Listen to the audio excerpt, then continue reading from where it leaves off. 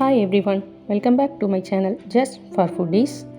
இன்றைக்கி நம்ம சேனலில் கொஞ்சம் கலர்ஃபுல்லாக பன்னீர் ஸ்டேக் பிளேட் எப்படி பண்ணுறதுன்னு பார்க்கலாம். இந்த பிளேட்டை நான் ஒரு குக்கிங் காம்படிஷனுக்காக தான் ரெடி பண்ணேன். ஸோ இதை எப்படி பண்ணுறதுன்னு ஸ்டெப் பை ஸ்டெப்பாக இந்த வீடியோவில் பார்க்கலாம் வாங்க. ஒரு பவுலில் துருவின cheese 2 tablespoon, 1/2 tablespoon பூண்டு, 1 டேபிள் ஸ்பூன் கேப்சிகம், கொஞ்சம் மல்லி இலை இதெல்லாம் சாப் பண்ணி போட்டுக்கலாம். இது கூடவே 1/4 டீஸ்பூன் உப்பு, ஒரு 1/2 teaspoon mixed herbs, 1 teaspoon chilli flakes, 1 teaspoon oregano, இது எல்லாத்தையும் போட்டு நல்லா மிக்ஸ் பண்ணிக்கிறேன். ஸோ இதைத்தான் பன்னீரில் ஸ்டஃப் பண்ண போகிறோம்.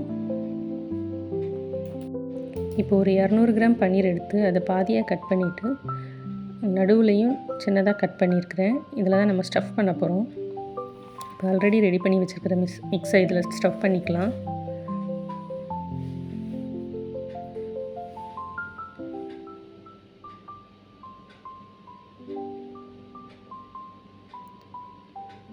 இப்போ ஸ்டஃப் பண்ண பன்னீர் ஃப்ரை பண்ணுறதுக்கு ரெடியாக இருக்குது. இப்போ ஒரு பேனில் 2 டீஸ்பூன் மஸ்டர்ட் ஆயில் ஊற்றிக்கிறேன். ஒரு சின்ன க்யூப் பட்டர் அதையும் போட்டுக்கலாம்.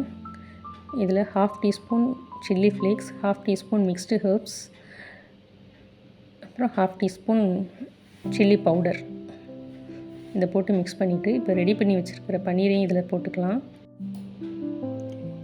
எக்ஸஸாக சைடில் இருக்கிற மசாலாவெல்லாம் நான் கொஞ்சம் எடுத்து பன்னீர் மேலே அப்ளை பண்ணியிருக்கிறேன்.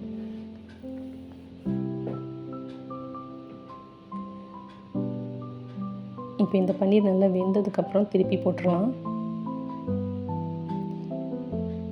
இன்னொரு சைடு வேகிறதுக்கு கொஞ்சம் பட்டர் போட்டிருக்கிறேன். இது எல்லா சைடுமே நம்ம வேகிற மாதிரி எல்லா பக்கமும் திருப்பி திருப்பி போட்டு எடுத்துக்கலாம். இப்போ ஈவனாக ரோஸ்ட் ஆயிடுச்சு. இந்த பன்னீரை இப்போ வெளியில் எடுத்துடலாம். அவ்வளோதான், நம்ம ஸ்டீக் இப்போ ரெடி ஆயிடுச்சு. இதே ஆயிலில் கொஞ்சம் carrot, green capsicum, red capsicum இது 3ஐயும் நீளமாக கட் பண்ணி வச்சுருக்கிறேன். அதையும் போட்டுக்கிறேன். அது கூடவே ப்ரொக்கோலி, கார்ன் இதையும் போட்டு நான் ஃப்ரை பண்ணிக்கிறேன். இது நல்லா வேகணும்னு தேவையில்லை, கொஞ்சம் க்ரன்ச்சியாக இருந்தால் போதும். அவ்வளோதான், நம்ம வெஜிடபிள்ஸும் இப்போ ரெடி ஆயிடுச்சு. இப்போ நம்ம மஷ்ரூமை வச்சு ஒரு சாஸ் ரெடி பண்ணிக்கலாம்.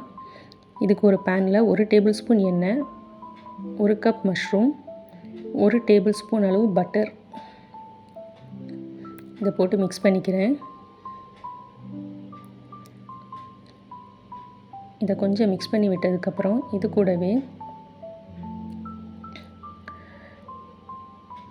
ஒரு 1/2 டேபிள் ஸ்பூன் பூண்டு, 1 வெங்காயம் சாப் பண்ணி போட்டிருக்கிறேன். இதையும் போட்டு மிக்ஸ் பண்ணிக்கலாம். இந்த மஷ்ரூம் ஒரு 50% குக் ஆனதுக்கப்புறம் நான் இதில் திரும்பவும் கொஞ்சம் ஹெர்ப்ஸ் எல்லாம் ஆட் பண்ணிக்கிறேன். இதோட ஒரு 1/2 டீஸ்பூன் உப்பு, அப்புறம் ஒரு 1/2 டீஸ்பூன் சில்லி பவுடரும் ஆட் பண்ணியிருக்கிறேன். இதையும் நல்லா மிக்ஸ் பண்ணிக்கலாம்.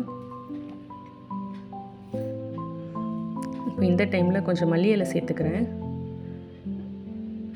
சேர்த்து மிக்ஸ் பண்ணிக்கலாம். இப்போ இந்த மஷ்ரூம் ஒரு 75% குக் ஆகிடுச்சு. இந்த டைமில் ஒரு 1/2 கப் அளவு நான் ஃப்ரெஷ் க்ரீம் எடுத்துக்கிறேன். இதையும் சேர்த்து நல்லா மிக்ஸ் பண்ணிக்கிறேன். கொஞ்சமாக நான் தண்ணி ஆட் பண்ணிக்கிறேன். 2லேருந்து 3 டேபிள் ஸ்பூன் போதும்.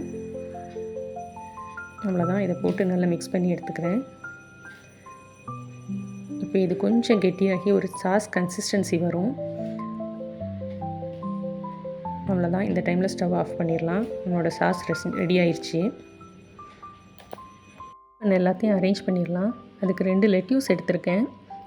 அப்புறம் நம்ம ரெடி பண்ண மஷ்ரூம் ஃப்ரிகாசே சாஸ் அதையும் வச்சுக்கிறேன். அப்புறம் நம்மளோட கலர்ஃபுல் வெஜிடபிள்ஸ், அப்புறம் ஃப்ரை பண்ணி வச்ச 2 பன்னீர் பீசஸ். அவ்வளோதான், நம்ம பிளேட் இப்போ ரெடி ஆயிடுச்சு. பன்னீர் ஸ்டீக் வித் மஷ்ரூம் ஃப்ரிகாசே சாஸ் சூப்பராக ரெடி ஆயிடுச்சு. ரொம்ப கலர்ஃபுல்லாக ரெடி ஆயிடுச்சு. இந்த டிஷ்க்கு எனக்கு காம்படிஷனில் கிடைச்சது 2nd ப்ளேஸ். ரொம்பவே நல்லா வந்திருந்துச்சு. நீங்களும் கண்டிப்பாக ட்ரை பண்ணி பாருங்கள். தேங்க்ஸ் ஃபார் வாட்சிங்.